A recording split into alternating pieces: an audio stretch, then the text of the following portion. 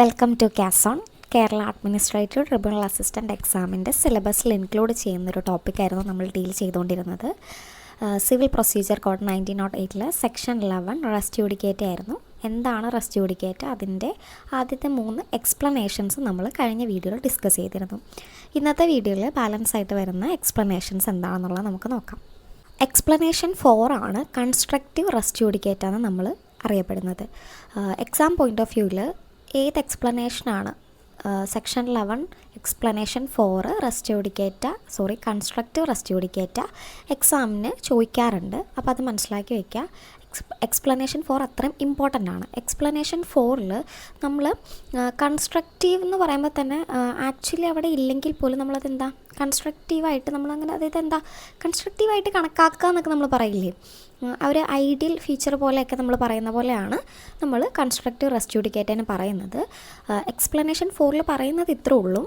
നമ്മൾ ആക്ച്വലി നമ്മൾ ഒരു സ്യൂട്ട് ഫയൽ ചെയ്ത് ട്രയലിൻ്റെ ആ ഒരു സിറ്റുവേഷനിൽ ട്രയൽ കണ്ടക്ട് ചെയ്തുകൊണ്ടിരിക്കുകയാണ് കോടതി. നമുക്ക് ഡിഫെൻസ് ചെയ്യാനുള്ള ഒരു റൈറ്റ് ഉണ്ട്. നമ്മൾ ലോയറിനെ വെച്ച് ഡിഫെൻസ് ചെയ്യുമ്പോൾ എന്തൊക്കെ ഡിഫെൻസസ് നമുക്ക് റേസ് ചെയ്യാൻ പറ്റുമായിരുന്നു, അങ്ങനെ റേസ് ചെയ്യാൻ പറ്റുമായിരുന്ന അതുപോലെ നമ്മൾ റേസ് ചെയ്യേണ്ടിയിരുന്ന എല്ലാ ഡിഫെൻസുകളും നമ്മൾ എന്ത് ചെയ്യണം, സ്യൂട്ട് ഫയൽ ചെയ്ത് ട്രയൽ നടക്കും നമ്മൾ റേസ് ചെയ്യണം. നമുക്ക് എക്സ്പ്ലനേഷൻ 4 എന്താണെന്നുള്ളതൊന്ന് വായിക്കാം. കാരണം അതൊന്ന് വായിച്ച് നമുക്ക് കുറച്ചുകൂടി എളുപ്പത്തിൽ മനസ്സിലാക്കാൻ പറ്റും. അപ്പം എക്സ്പ്ലനേഷൻ 4ൽ പറയുന്നു, any matter which might and ought to have been made ground of defence or attack in such former suit shall be deemed to have been a matter directly and substantially in issue in such suit. അതായത് ഒരു former സ്യൂട്ടുണ്ട്, അത് here ചെയ്ത് final decision കൊടുത്തു എന്ന് നമ്മൾ പറഞ്ഞു. Former suit എന്ന് പറയുന്നത് ആദ്യം ഫൈനൽ ഡിസിഷൻ കൊടുക്കുന്ന സ്യൂട്ടിനെയാണെന്നൊക്കെ നമ്മൾ പറഞ്ഞു. ഇനി ഇഷ്യൂ ഡയറക്ട്ലി ആൻഡ് സബ്സ്റ്റാൻഷ്യലി എന്നുള്ളത് കാര്യം നമ്മൾ പറഞ്ഞു. അതായത് സിമിലർ അല്ലെങ്കിൽ എന്താണ് സെയിം വേയിൽ വരുന്ന ഇഷ്യൂസിനെയാണ് നമ്മൾ issues in directly and substantially എന്നുള്ള രീതിയിൽ നമ്മൾ പറയുന്നത്. അപ്പം അത് നമുക്കറിയാം. ഇനി നമ്മൾ പറഞ്ഞ് ഓട്ട് ടു ബി അല്ലെങ്കിൽ മൈറ്റ് ടു ഹാവ് എന്നൊക്കെ വരുമ്പോൾ നമ്മൾ എന്താ പറയുന്നത്, അവിടെ നമുക്ക് റേസ് ചെയ്യാമായിരുന്നു. നമ്മൾ റേസ് ചെയ്തിട്ടുണ്ടാവില്ല, പക്ഷേ റേസ് ചെയ്തതായിട്ട് കോടതി എന്ത് ചെയ്തും കണക്കാക്കും. മൈറ്റ് ആൻഡ് ഓട്ടിന് നമുക്ക് ആ ഒരു എന്താ പറയുന്നത് മീനിങ് ആണ് വരുന്നത്. ഇപ്പം നമുക്കൊരു ഡിഫെൻസ് എടുക്കായിരുന്നു, അല്ലെങ്കിൽ നമുക്ക് എന്തെങ്കിലും ഒരു അറ്റാക്ക് ഈ പറയുന്ന ഫോർമർ സ്യൂട്ടിൽ നമുക്ക് മേക്ക് ചെയ്യായിരുന്നു. നമ്മൾ മേക്ക് ചെയ്തില്ല എന്നുണ്ടെങ്കിൽ പിന്നെ നമുക്ക് അടുത്തൊരു സ്യൂട്ട് ഫയൽ ചെയ്ത് അതിനകത്ത് മേക്ക് ചെയ്യാനൊന്നും പറ്റില്ല. ആ സ്യൂട്ടിൽ നമ്മൾ എന്ത് ചെയ്യണമായിരുന്നു, ഫോർമർ സ്യൂട്ടിൽ തന്നെ നമ്മൾ മേക്ക് ചെയ്യണമായിരുന്നു. ഇനി മേക്ക് ചെയ്താലും ഇല്ലെങ്കിലും മേക്ക് ചെയ്തതായിട്ട് എന്ത് ചെയ്യും, കോടതി അസ്യൂം ചെയ്യും. അങ്ങനെ ഒരു കൺസ്ട്രക്റ്റീവ് ആയിട്ടുള്ള രീതിയിൽ അത് കോടതി തന്നെ അങ്ങനെ ഒരു അസംഷൻ എടുക്കുകയാണ്. അങ്ങനെ ഒരു അസംഷൻ എടുത്തിട്ട് അത് മാറ്റർ എങ്ങനെയാണ് ഡയറക്റ്റ്ലി അല്ലെങ്കിൽ സബ്സ്റ്റാൻഷ്യലി ഇൻ ഇഷ്യൂ ആണെന്നുള്ള രീതിയിൽ കോടതി ഈ പറയുന്ന എന്തെങ്കിലും ഡിഫെൻസ് എടുക്കാൻ സാധിക്കുമായിരുന്നു, അല്ലെങ്കിൽ എന്തെങ്കിലും ഒരു അറ്റാക്ക് റേസ് ചെയ്യാൻ പറ്റുമായിരുന്നു, അതിനെ കണക്കാക്കും എന്നുള്ളതാണ്. അങ്ങനെ വെക്കുന്ന എന്തിനാണെന്ന് വെച്ച് കഴിഞ്ഞാൽ ഇനി ഇങ്ങനെ ഒരു ഡിഫെൻസ് അല്ലെങ്കിൽ ഒരു അറ്റാക്ക് നമുക്ക് ഈ പറയുന്ന ഫോർമൽ സ്യൂട്ടിൽ റേസ് ചെയ്യാൻ പറ്റില്ല.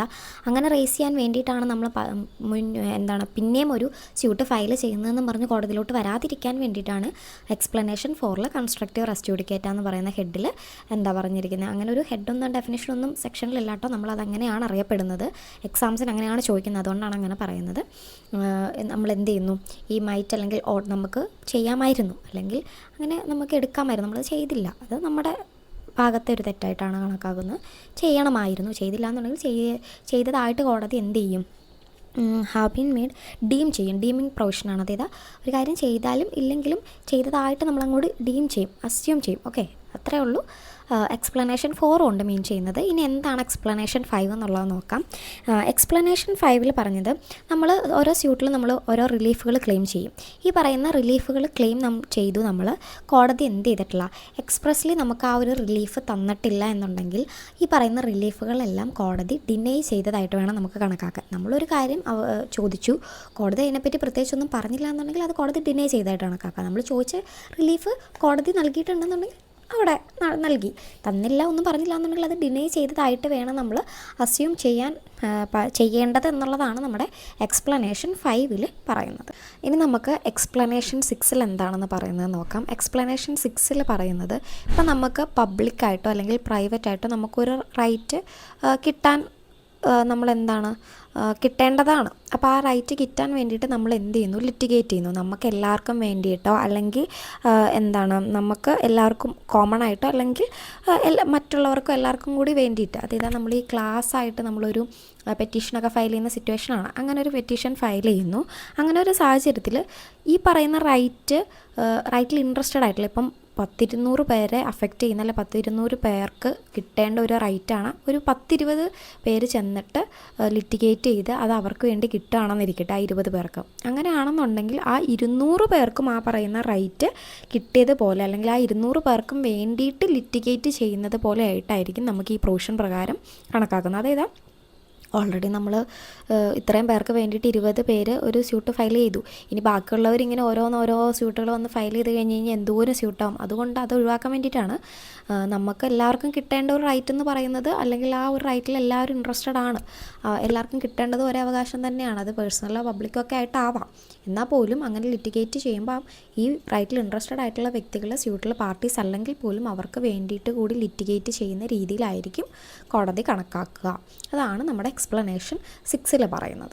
എക്സ്പ്ലനേഷൻ 7 പറയുന്നത്, നമ്മളിപ്പോൾ ഈ പ്രൊവിഷനിൽ പറഞ്ഞിട്ടുള്ള എല്ലാ കാര്യങ്ങളും ഒരു എക്സിക്യൂഷൻ പെറ്റീഷൻ ഫയൽ ചെയ്യുമ്പം ആ പറയുന്ന എക്സിക്യൂഷൻ പെറ്റീഷനും ആപ്ലിക്കബിൾ ആണെന്നുള്ള കാര്യമാണ് നമ്മുടെ എക്സ്പ്ലനേഷൻ 7 പറയുന്നത്. ഈ പ്രൊവിഷനിൽ, അതായത് സെക്ഷൻ 11 എന്തൊക്കെ പറഞ്ഞിട്ടുള്ള ഈ കാര്യങ്ങളെല്ലാം ഒരു എക്സിക്യൂഷൻ പെറ്റീഷനും ആപ്ലിക്കബിൾ ആയിരിക്കും. ഒരു ഡിഗ്രി എക്സിക്യൂട്ട് ചെയ്തെടുക്കാൻ വേണ്ടിയിട്ട് നമ്മൾ അപ്ലൈ ചെയ്യുന്ന എല്ലാ പ്രൊസീഡിങ്സിലും കാര്യങ്ങളും എല്ലാം ഇതും ആപ്ലിക്കബിൾ ആയിരിക്കും എന്നുള്ളതാണ് എക്സ്പ്ലനേഷൻ 7 പറയുന്നത്.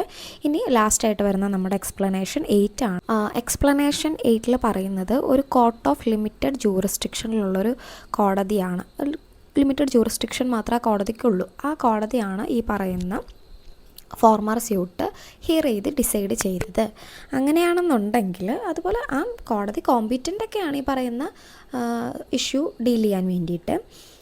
എന്നാൽ പോലും റെസ്റ്റ് ജുഡിക്കേറ്റായിട്ട് ഓപ്പറേറ്റ് ചെയ്യും. അതായത് സബ്സിക്വൻ്റ് ആയിട്ട് ഫയൽ ചെയ്യുന്ന സ്യൂട്ടിന് റെസ്റ്റ് ജുഡിക്കേറ്റായിട്ട് തന്നെ ഓപ്പറേറ്റ് ചെയ്യും. കാരണം എന്താണെന്ന് പറഞ്ഞു കഴിഞ്ഞാൽ, ഈ പറയുന്ന ലിമിറ്റഡ് ജൂറിസ്ഡിക്ഷനുള്ള കോടതിക്ക് സബ്സിക്വൻ്റ് ആയിട്ടുള്ള സ്യൂട്ടോ അല്ലെങ്കിൽ സബ്സിക്വൻ്റ്ലി റേസ് ചെയ്തിട്ടുള്ള ഒരു ഇഷ്യൂ ഡീൽ ചെയ്യാനുള്ളൊരു അധികാരം അല്ലെങ്കിൽ ഒരു ജൂറിസ്ഡിക്ഷൻ ഇല്ല എന്നും പറഞ്ഞുകൊണ്ട് ഈ കോർട്ട് ഓഫ് ലിമിറ്റഡ് ജൂറിസ്ഡിക്ഷൻ ഉള്ള കോടതി കൊടുത്തിട്ടുള്ള ഡിസിഷന് നമുക്ക് ബാർ ചെയ്യാനൊന്നും പറ്റില്ല. അതായത് ആ ഡിസിഷൻ അവിടെ വാലിഡായിട്ട് തന്നെ നിൽക്കും. റെസ്റ്റ് ജുഡിക്കേറ്റ് ആ പറയുന്ന സിറ്റുവേഷൻസിലും ആപ്ലിക്കബിൾ ആവും എന്നുള്ളതാണ് എക്സ്പ്ലനേഷൻ 8 പറയുന്നത്. അതായത് ഒരു ഫോർമർ സ്യൂട്ടുണ്ട്, ആ ഫോർമർ സ്യൂട്ട് ഡിസൈഡ് ചെയ്ത കോടതിക്ക് ലിമിറ്റഡ് ജൂറിസ്ഡിക്ഷനേ ഉള്ളൂ. ഈവൻ ദോ അങ്ങനെയാണെങ്കിൽ പോലും സബ്സിക്വൻ്റ് ആയിട്ട് വരുന്ന സ്യൂട്ടിനും സബ്സിക്വൻ്റ്ലി റേസ് ചെയ്യാൻ പോകുന്ന ഇഷ്യൂസിനും ഈ പറയുന്ന കോർട്ട് ഓഫ് ലിമിറ്റഡ് ജൂറിസ്ഡിക്ഷനിലുള്ള കോടതിയുടെ ഡിസിഷൻ റെസ്റ്റ് ജുഡിക്കേറ്റ് ആയിട്ട് ഓപ്പറേറ്റ് ചെയ്യും. അതായത് എന്ത് ചെയ്യാൻ പറ്റില്ല, പുതിയൊരു സ്യൂട്ട് വന്നു കഴിഞ്ഞാൽ ബാർ തന്നെയാണ്. നമുക്ക് ആ സ്യൂട്ടുമായിട്ടോ അല്ലെങ്കിൽ ആ പുതിയ ഒരു റേസ് ചെയ്യുന്ന ഇഷ്യൂ ആയിട്ടോ നമ്മുടെ കോടതിക്ക് മുന്നോട്ട് സബ്സിക്വൻ്റ് സ്യൂട്ടോ അല്ലെങ്കിൽ സബ്സിക്വൻ്റ് ഇഷ്യൂ ആയിട്ട് കോടതിക്ക് ട്രൈ ചെയ്ത് പ്രൊസീഡ് ചെയ്ത് മുന്നോട്ട് പോകാൻ പറ്റില്ല. എങ്ങനെ വരുമ്പോൾ ഫോർമർ സ്യൂട്ട് ഡിസൈഡ് ചെയ്ത കോടതിക്ക് ലിമിറ്റഡ് ജൂറിസ്ഡിക്ഷനെ ഈ പറയുന്ന ഉള്ളെങ്കിൽ പോലും. പക്ഷേ കോമ്പിറ്റൻസി ഉണ്ടല്ലോ, ഈ ലിമിറ്റഡ് ജൂറിസ്ഡിക്ഷനും കോമ്പിറ്റൻസി രണ്ടാണ്. കോമ്പിറ്റൻ്റ് ആണ് ആ കാര്യം ചെയ്യാൻ, പക്ഷേ ജൂറിസ്ഡിക്ഷൻ ലിമിറ്റഡ് ആണെങ്കിൽ പോലും റെസ്റ്റ് ജുഡിക്കേറ്റ് ആയിട്ട് ഓപ്പറേറ്റ് ചെയ്യും എന്നുള്ള കാര്യം മനസ്സിലാക്കി വയ്ക്കുക. അപ്പം നമ്മൾ ഓൾറെഡി എക്സ്പ്ലനേഷൻ 4 തൊട്ട് എക്സ്പ്ലനേഷൻ 8 വരെ ഉള്ള കാര്യങ്ങൾ ഡിസ്കസ് ചെയ്തു. ഇത്രയും കാര്യങ്ങളാണ് ഉള്ളത്. വ്യക്തമായിട്ട് മനസ്സിലാക്കി വയ്ക്കുക. എക്സ്പ്ലനേഷൻ 4 കൺസ്ട്രക്റ്റീവ് റെസ്റ്റ് ജുഡിക്കേറ്റ് എന്നുള്ള കോൺസെപ്റ്റ് ഇമ്പോർട്ടൻ്റ് ആണ്. കാര്യങ്ങളൊക്കെ മനസ്സിലായെന്ന് ഞാൻ പ്രതീക്ഷിക്കുന്നു. അപ്പം thank you for watching and bye from Casa.